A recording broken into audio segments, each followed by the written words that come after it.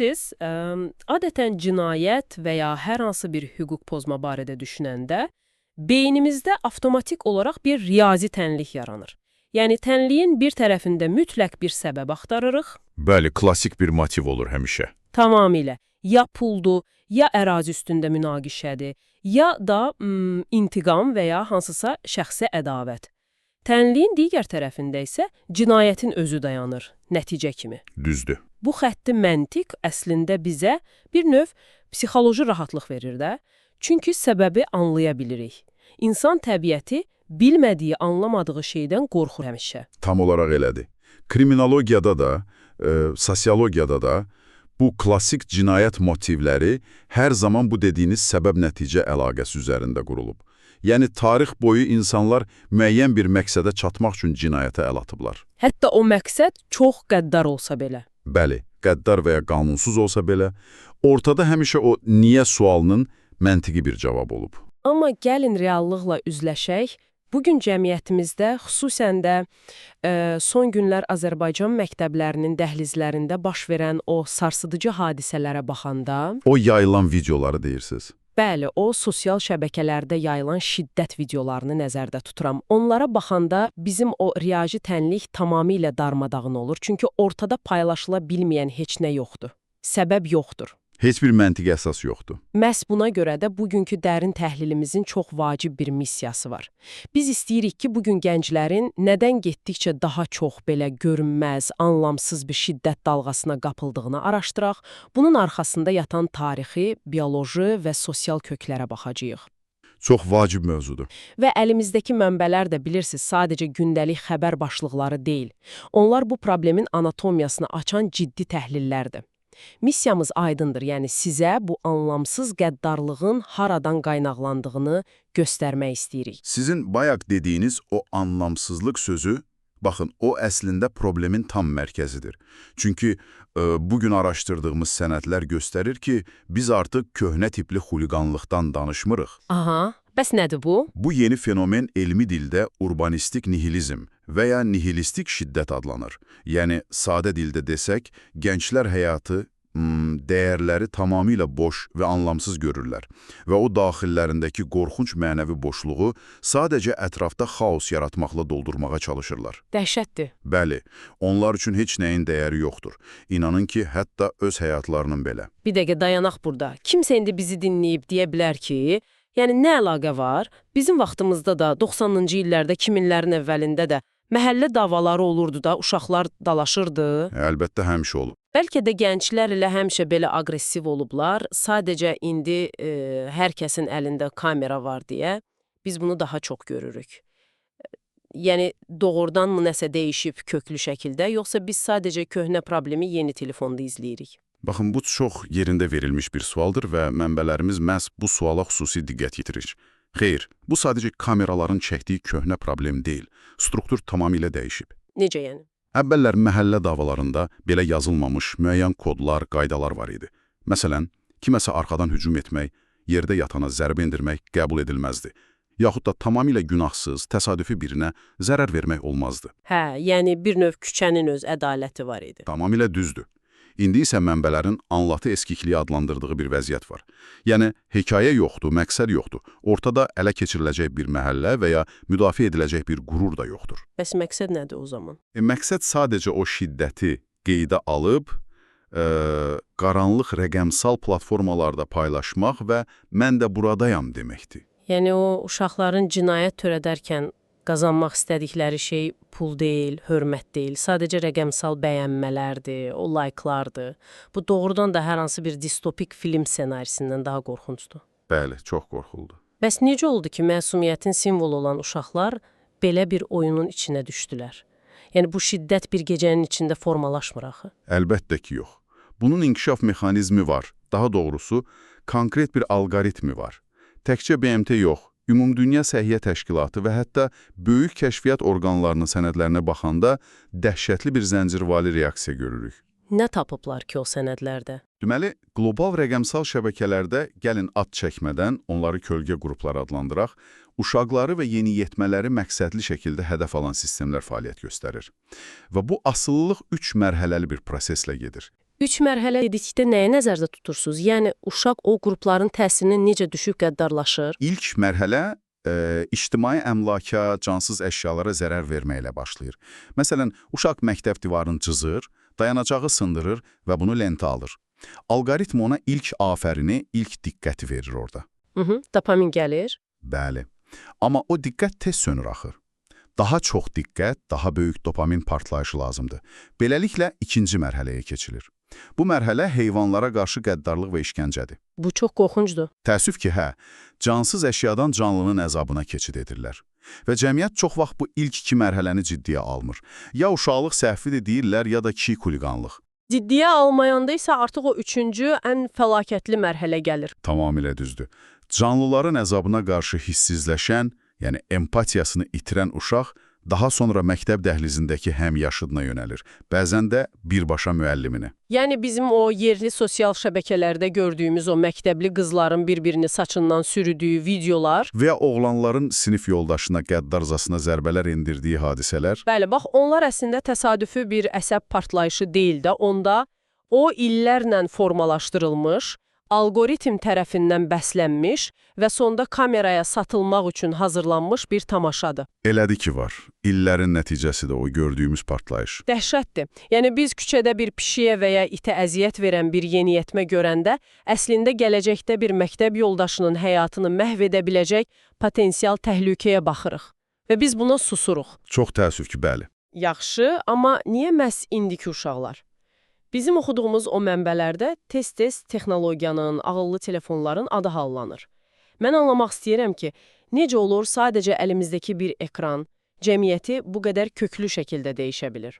Bunun cavabını tapmaq üçün biz hələ 1982-ci ilə qayıtmalıyıq.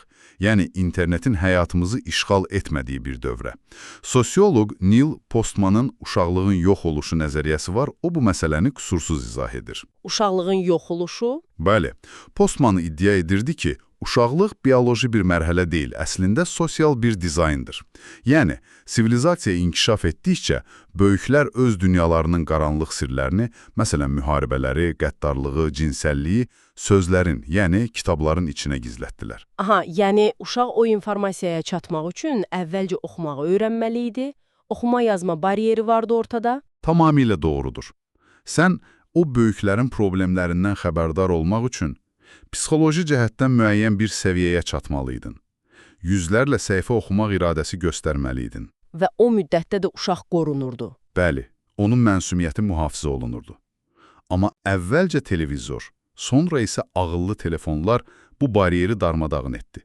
Heç bir intellekt tələb etməyən video formatı gəldi axı.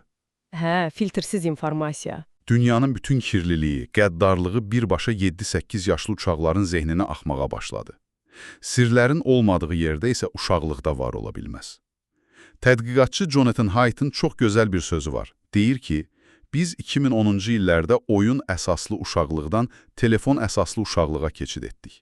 Gəlin bu texnoloji təsiri biraz da dərinləşdirək, çünki burada sadəcə psixoloji yox, bioloji bir mexanizm də var axı. Bəzən valideynlər deyir ki, əşin nə olacaq, uşaqdır da, başı qarışır telefonda. Ən böyük səhv də elə budur. O telefonun arxasında uşağın beyninə edilən hücumu anlamaq lazımdır. Bilirsiniz, mənbələri oxuyanda beynimdə belə bir mənzərə yarandı.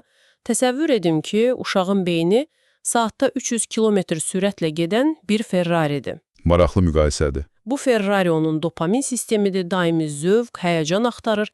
Amma o maşının əyləş sistemi, yəni prefrontal korteks hələ zavodda tam yığılmayıb. İnsanın səbir, empatiya və özünə dur demək bacarığı 25 yaşına qədər inkişaf edir axı. Çox gözəl və dəqiq analogiyadır. Və faciə də məhz burasındadır ki, o Silikon vadisindəki minlərlə mühəndis, psixoloq, sizin dediyiniz o əylətsiz Ferrari-ni çox yaxşı tanıyır. Aha, bilə-bilə edirlər. Əlbəttə, alqoritmlər məhz o müdafiəsiz bioloji boşluğa, inkişaf etməmiş prefrontal korteksə birbaşa hücum etmək üçün dizayn olunub. O sonsuz sürüşdürmə var ha, aşağı çəkirsən yenilənir. Hə, scroll etmək. Bəli, o scroll funksiyası, gələn rəngarəng bildirişlər, bunların hamısı laboratoriyada hesablanmış silahlardır. Dopamini pik həddə çatdırmaq üçün. Nəticədə uşaq empatiyadan tamamilə məhrum bir fərdə çevrilir. Bəs valideynlər, yəni bütün günağı texnologiya şirkətlərinin üstünə atmaq ən asanıdır da, biz niyə öz uşaqlarımızı bu qədər müdafiəsiz qoyuruq? Bilirsiniz, mən burada başqa bir təzad da görürəm bizim cəmiyyətdə. Nə kimi? Bizim valideynlər bəzən övladlarını bir layihə kimi, yarış atı kimi böyüdürlər. Analar, atalar öz aralarında rəqabətə girir, uşağı kursdan kursa sürüyürlər. Mənim uşağım hamıdan yaxşı olmalıdır, birinci olmalıdır. Tamamilə haqlısınız. Narsist bir yanaşma var. Bəli, biz onlara hər şey veririk, amma uduzmağı öyrətmirik. Saxta zəfərlər qazandırırıq onlara. O uşaq da məktəbə gedəndə, kimsə ona yox deyəndə tamamilə çökür. Çünki əyləc yoxdur, uduzmaq mədəniyyəti yoxdur. Və bu da gərginlik yaradır, sonda da şiddətə çevrilir. Sizin bu toxunduğunuz nöqtə, yəni valideynlərin özlərinin də fərqində olmadan necə bir sistemin qurbanı olması məsələsi, bizi problemin ən dərin tarixi köklərinə aparır. Tarixi köklər, nə qədər keçmişə gedirik ki? Əgər düşünürsünüzsə ki, bu narsist rəqabət hissi son 10 ildə yaranıb, yanılırsınız. Mənbələrimiz çox aydın göstərir ki, bizi bugünə gətirən dizayn təxminən 100 il əvvəl sənaye inqilabından sonra qurulmağa başlanıb. Bir dəqiqə, sənaye inqilabı, yəni fabriklərin yaranması ilə bizim məktəb dəhlizlərindəki bugünkü şiddətin nə əlaqəsi ola bilər? Gəlin bağlayaq. Təsəvvür edin, sənaye inqilabı ilə fabriklər kütləvi şəkildə məhsul istehsal etməyə başladı. Lakin ortada kapitalizm üçün çox qorxulu bir böhran var idi. İnsanların düşüncə tərzi köhnə idi o vaxt. Yəni necə köhnə? Ehtiyacları qədər alırdılar. Bir insanın bir paltoya ehtiyacı varsa, ikincisini almırdı heç vaxt. Belə davam etsəydi, fabriklər bağlanacaqdı axı. Aydındır. Çünki limitsiz istehsalın qarşısında limitsiz alıcı yox idi. Bəs bu problemi necə həll etdilər? Səhnəyə psixoanalizin qurucusu Sigmund Freud'in qardaşı oğlu Edward Bernays çıxdı. Bernays, əmisinin insanın şuuraltısı barədə nəzəriyyələrini götürdü və korporasiyalar üçün istifadə etməyə başladı. Vay, bax bu maraqlıdır. O, kütləvi psixologiyanı manipulyasiya edərək insanları vətəndaş statusundan çıxarıb istehlakçıya çevirdi. Yəni, ehtiyacları istəklərə çevirən ilk şəxs o oldu. Necə inandırdı ki insanları buna? Məsələn, inandırdı ki, avtomobil sadəcə A nöqtəsindən B nöqtəsinə getmək üçün deyil. O, sənin statusundur, qürurundur, azadlığındır. Məhsulları kimliklərə bağladı. İnsanlara belə bir yalan sırıdı ki, daxilindəki boşluğu yalnız yeni bir şey almaqla doldura bilərsən. Aha. Yəni, o vaxtdan bəri bizim dəyərimizi nələrə sahib olduğumuzla ölçməyə başladılar. Amma bilirsiniz, o mənbədə başqa bir ad da var idi. O mənə daha qorxulu gəldi açığı. B.F. Skinner. O, psixologiyada çox məşhurdur. Bəli, o da bu prosesin bir parçası idi. Yoxsa tamamilə fərqli bir manipulyasiya edirdi. Skinnerin kəşfi bu prosesi tamamlayan ən təhlükəli mexanizmdir. Baxın, Bernays insanlara nəyi istəməli olduqlarını öyrətdi, Skinner isə onların davranışlarını necə avtomatlaşdırmaq lazım olduğunu tapdı. O məşhur siçan təcrübəsi ilə, düzdür? Tamamilə. Skinnerin laboratoriya qutusu var idi. Siçanları ora salır və bir rıçağı basmağı öyrədirdi. Rıçağı basanda həmişə yemək düşsəydi, siçan darıxırdı bir müddət sonra. Çünki nəticəni bilirdi əvvəlcədən. Bəli. Lakin Skinner gözlənilməz mükafat sistemini tətbiq etdi. Siçan rıçağı basır, bəzən yemək düşür, bəzən düşmür. Bu qeyri-müəyyənlik siçanı dəli edirdi. Ehtiyacı olmasa belə o rıçağı dayanmadan basırdı. Bir saniyə. Siz bu siçan qutusunu təsvir edəndə mən dərhal bugünkü həyatımızı xatırladım, cibimizdəki telefonları. Biz o ekranı barmağımızla aşağı çəkib yeniləyəndə əslində Skinnerin siçanları kimi rıçağı basırıq da. Baxın, lap elə düz ürəyindən vurdunuz. Eyni şeydir. Bəzən maraqlı bir video düşür qarşımıza, bizə ləzzət edir, yəni yemək gəlir. Bəzən də maraqsız şeylər olur, yemək yoxdur. Və o, görəsən indi nə çıxacaq hissi bizi saatlarla o ekranın qarşısında kilidləyir. Yəni, biz bilə-bilə böyük bir laboratoriyanın içindəyik. Tamamilə düzgün nəticədir. O, uşaqların saatlarla telefon ekranında itməsi təsadüfi bir şey deyil ki. Bu, 10 illiklər boyu mükəmməlləşdirilmiş prosesdir. Zombiyə çevrilmə prosesi. Amma burada bir əngəl var idi. Nə əngəl? İnsanları tam manipulyasiya etmək üçün onların söykəndiyi digər bütün dayaqları da məhv etmək lazım idi. Ailəni, mənəvi dəyərləri, inancı, adət-ənənəni. Əgər bir insanın həyatı gerçək dostları və dəyərləri ilə doludursa, o gündə 10 saat lazımsız videolar izləməz axı. Yəni hədəf bizim sosial deyintimizdir əslində. Bax, bu məqam mənə dərin təhlilimizdəki ən həssas nöqtə kimi gəlir. Mənbələrdə Frankfurt məktəbi və Tavistock İnstitutu kimi adlar çəkilir. Onlar kültür sənayesi adı altında cəmiyyətin dayaqlarını necə sarsıtdılar? Onlar bunu birbaşa qadağalarla etmədilər. Çox hiyləgərcəsinə, əyləncə və populyar mədəniyyət vasitəsilə yavaş-yavaş həyata keçirdilər. Yəni filmlərlə, musiqilərlə. Bəli, ənənəvi avtoritetlərə, ailəyə qarşı şübhə yaratdılar. Məqsəd içi boşaldılmış, heç nəyə dərin bağı olmayan nəsillər yetişdirmək idi. Çünki dəyəri olmayan insanı istədiyin kimi idarə edə bilərsən. Bəs orada bir Clovert Piven strategiyası vardı, o nədir? Mən oxuyanda o mənə kompüterlərdəki DDoS hücumunu xatırlatdı. Yəni, hakerlər sistemi çökdürmək üçün minlərlə saxta sorğu göndərirlər, sistem yüklənir və çökür.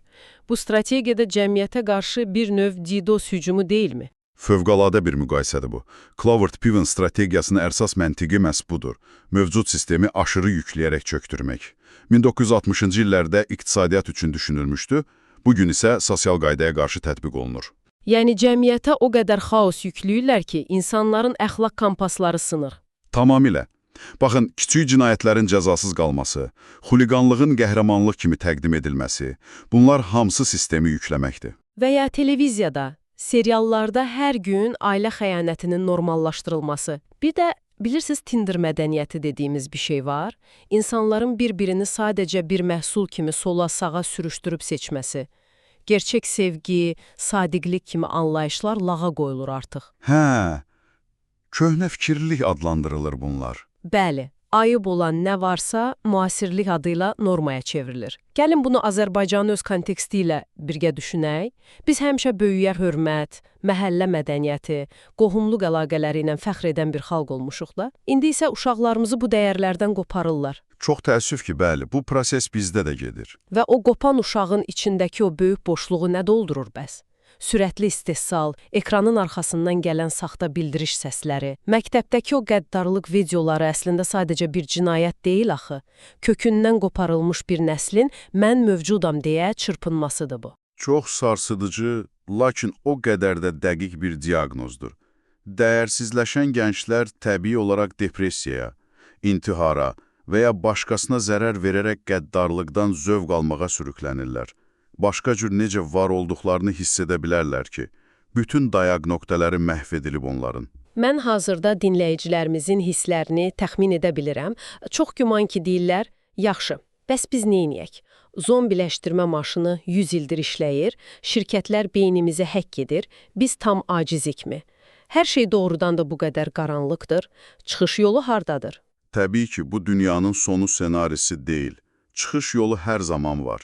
Əvvəla, rəqəmsal dünyanın gətirdiyi inkişafı, məsələn, süni intellekti rədd etməməliyik biz. Aha, yəni qaçmamalıyıq texnologiyadan? Qətiyyən. Gənclərimiz alqoritmlərin qurbanı olmaq əvəzinə onların necə işlədiyini, kodlaşdırmanı öyrənməlidirlər. Siz sistemi anlasanız, o sizi idarə edə bilməz. Siz onu idarə edərsiniz. Bəs ikinci çıxış yolu nədir? İkincisi və ən əsası fərdi iradədir. Ekran vaxtına limit qoymaq adi bir məsləhət deyil. Bu əslində psixoloji xilasdır. Valideynlər uşaqlarına qazanclarını son model telefonlara deyil, təcrübəyə, səyahətə xərcləməyi öyrətməlidir. Bəli, həyatı hiss etmək lazımdır. O sonsuz, təkrar-təkrar eyni saxta şeyləri bizə sırıyan bu rəqəmsal matrisdən çıxmaq əslində bir o qədər də çətin deyil. Biz o gözəl təbiətimizdən niyə uzaqlaşmalıyıq axı? Elədir, sadə şeylərlə başlamaq olar. Ailə ilə oturub bir stəkan çay arxasında kitablardan söhbət etmək, göz-gözə baxmaq, ayda bir dəfə övladınla gedib bir ağac əkmək, o torpağa toxunmaq, otağa qapanıb o Skinnerin siçanları kimi dopamin gözləməkdənsə, küçəyə çıxıb real həyatın dadını çıxartmaq lazımdır. Biz dinləyicilərimizi o yalancı həbsxanadan çıxmağa səsləyirik. Reallıq o ekranın arxasında deyil. Yekun olaraq deyə bilərik ki, bu dəyişiklik fərqindəliklə başlayır həmişə. Nəyə baxdığınızı sorğulamağa başladığınız an, sistemin sizin üzərinizdəki o nəzarəti qırılır. Çox gözəl. O zaman gəlin bugünkü söhbətimizi çox vacib bir düşüncə ilə yekunlaşdıraq. Biz şiddətin səbəblərindən, saxta şöhrətdən, beynimizin manipulyasiya edilməsindən danışdıq. Bəli. Əgər bugün texnologiya nəhəngləri üçün ən gəlirli məhsul bizim beynimizdirsə və diqqətimiz bu müasir dünyanın ən bahalı valyutasıdırsa, bəlkə də yaşadığımız dövrdə edə biləcəyimiz ən böyük üsyan heç də inqilablar etmək deyil. Bəlkə ən böyük üsyan sadəcə o telefonu söndürüb, pəncərədən çölə baxaraq heç nə etmədən darıxmağa cəsarət etməkdir. Bəs siz bugün öz diqqətinizi, ən dəyərli valyutanızı kimə satırsınız? Özünüzə zaman ayırın. Həyatı bir telefon kamerasının dar obyektivindən yox, öz gözlərinizlə yaşayın. Növbəti dərin təhlilimizdə görüşənədək özünüzə yaxşı baxın.